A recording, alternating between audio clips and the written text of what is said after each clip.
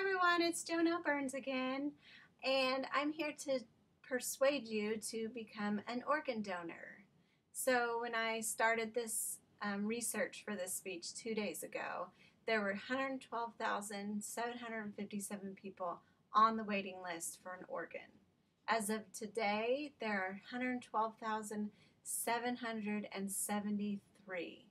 16 people added to the list in 2 days. So according to the U.S. Department of Health and Human Services on organdonor.gov, 18 people will die each day waiting for an organ. One organ donor, just like you or me, can save up to 8 lives. So becoming an organ donor is an important decision in your life. This selfless gift is a way to give back to others, and you can not only say, I can save a life, you can say, I will save a life.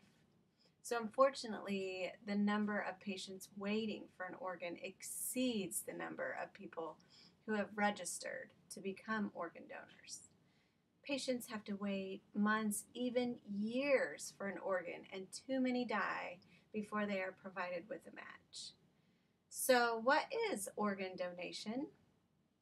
The definition from Medline Plus describes organ donation as taking healthy organs and tissues from one person for transplantation into another. When I think of organ donation, I automatically think of heart, liver, and kidneys, your main organs. But organ donation goes so much further, and it's called tissue donation. There are many different types of tissues that can be donated, such as heart valves, pericardium, which is a protective sac surrounding the heart, bones, tendons, and even your eyes and cornea.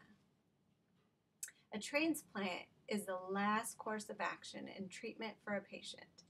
Doctors put the patient's name on a list by the United Network for Organ Sharing, or also known as the UNOS.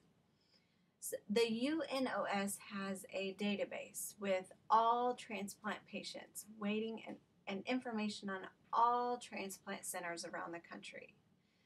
A board of directors, which is made up of transplant doctors, establishes policies that decide who will get which organ. A match is made when both the donor and the recipient have the same blood and tissue type, along with other medical factors. It also depends on how long the patient has been waiting for an organ. This is Jessica. She was a high school senior, co-captain of her tennis team. She had no history of major health problems. One day, all of a sudden, she collapsed and had a massive heart attack. She didn't drink or smoke or even touch drugs in her life. A heart transplant was Jessica's only hope, but due to critical shortage, she had to be placed on a heart device known as the LVAD. So complications led to an infection in her leg, which had to be amputated in order to save her life.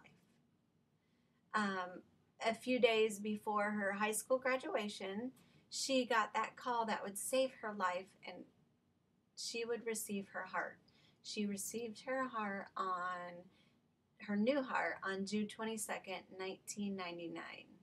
She is extremely grateful for having been given a second chance of life and lives her life for her donors and thousands of others waiting on the waiting list in critical need of a life-saving organ.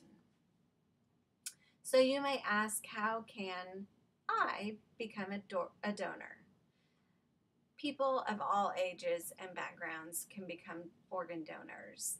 You can sign up online at organdonor.gov. You can designate your decision on your driver's license, which I have. You can tell a family member, friends, or even your faith leader about your decision, or include your donation in a living will. So this is my dad, John Kirshner. He was 56 years old and died 2 years ago waiting for a heart transplant. He was a proud, happy husband, father, and grandfather. Remember, one donor can save up to 8 lives. This selfless gift of life. So please sign up today and become an organ donor and donate the gift of life. Thank you.